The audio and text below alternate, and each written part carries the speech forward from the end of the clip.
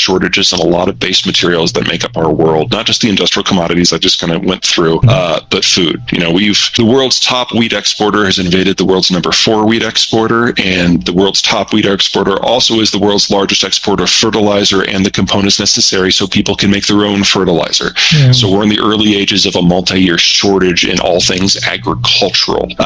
Russia's also a big player in the aluminum market, or it was, not anymore. They're also big in copper. That hasn't gone to zero yet. It's on its way down. Platinum group materials, for example, especially palladium, which does double time with silicon and semiconductors. The problem as you're looking at all of these, however, is that sourcing is critical. One of the biggest disservices, in my opinion, that the financial sector has done for us all over the last 20 years is become used to this environment where capital is flush and liquid and we can invest in everything and we don't have to be all that discerning. Because if the money is free, why the hell not? Well, the money's not free anymore. And so the financial sector has to actually provide value add. In the old system, the entire developing world was in one exchange traded fund. That's asinine to think that India and Brazil and China and Russia have anything in common aside from size. Their markets are completely different. The sectors they play in are completely different. Investing in them is completely different. And yet there they are all together. Same with frontier markets, which makes even less sense. Mm-hmm. Like what in the world do Argentina and Vietnam have in common? Yeah. Nothing. We have to disaggregate all that now. Mm-hmm. And that goes not just for the markets in general, but for the specific products. So, for example, if you want to invest in agricultural processing, that seems like a big business right now. It's probably going to get bigger. But all the major agricultural processes that operate in the economies that are not getting hit by these shortages, think France, Canada, Australia, the United States, they're also in Russia and Ukraine. So you really have to do your homework to carve out the parts of the world from your investment choices that just aren't playing anymore. And that means you have to remove companies that have been household names. I'm thinking just Bunge here to pick one out of the air. That is not inappropriate if you want to take advantage of this boom we're going to see in demand for those products in an era of scarcity. How about building materials? That's messy because a lot of them are closer to home. Mm-hmm. Overall, I think that's a great idea, but you have to be really, really careful of what the sourcing is mm-hmm. and where the companies that are producing that material are selling into. So, for example, if you're selling into the United States, particularly in the Mountain West, the Southwest, or the South, that is where the boom in the United States is going to be in residential real estate for at least the next 15 years. People are moving there because it's warmer. That's the boomers. People are moving there because it's cheaper. That's the millennials having families. And nobody wants to be on a metro where they might get COVID again. So, everyone's moving into that kind of arc. That's, as a rule, not how we decide where we get the stuff that goes into it. You either have local companies that are not publicly traded, or you have international ones that are like bringing in wood from Canada. And untangling that mess requires a brain that's bigger than mine. But the United States, for at least the next 5 years, strongly inflationary.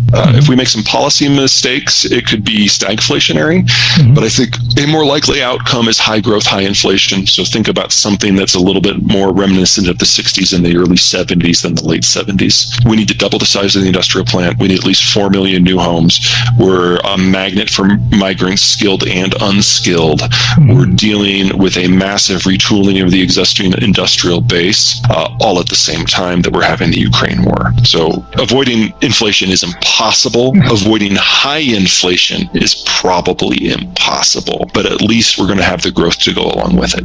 For everyone who participated in globalization, it would have been like they and they alone had won World War II. They had access to a world full of resources and markets in a way that only the Brits could have even dreamed of doing for the previous 300 years, and now it was available for everybody. So the only countries that, for whatever reason, didn't like that system were the countries that wanted all of the benefits and none of the cost. So countries that sided against the United States in the Cold War. Well, I mean, playing historical what-ifs is kind of a fun thing. Sure. It's always guesswork, but World War II probably wouldn't have ended. It would have just continued on with the with the Allies then splitting apart with the Soviets on one side and the West on the other.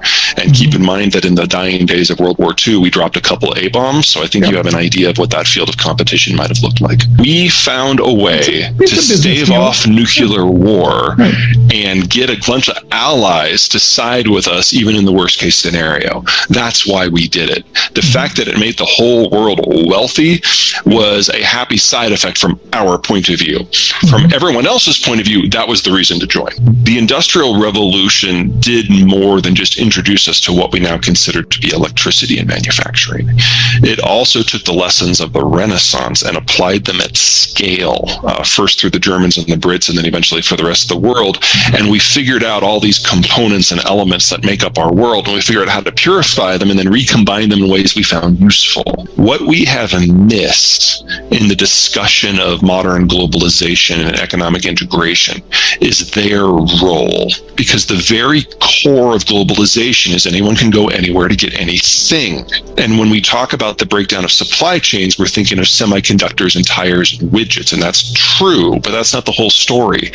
We're entering into a world where the raw commodity access that then goes into the processed material, that then goes into the intermediate products, that goes into the finished products, that very base first step, that is no longer guaranteed. So we can look forward to large portions of the world losing access to the inputs that are necessary to attempt a modern lifestyle. Wow. And if you want to talk about the sexiest of all of them, silicon, not for panels, silicon for semiconductors, because 95% of it comes from one mine in North Carolina. So it's one thing to control global food or global energy. It's another thing when you can control the only input that allows digitization to even theoretically happen.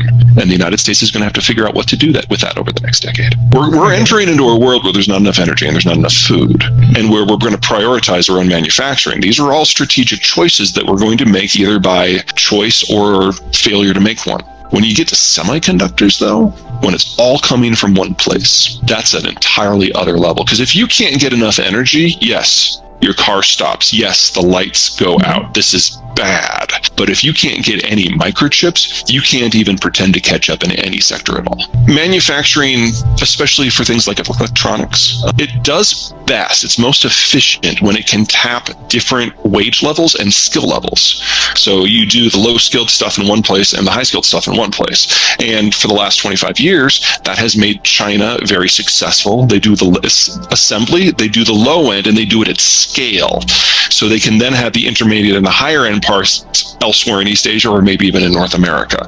And there's a lot of back and forth, and the average manufactured product crosses a border at least 100 times.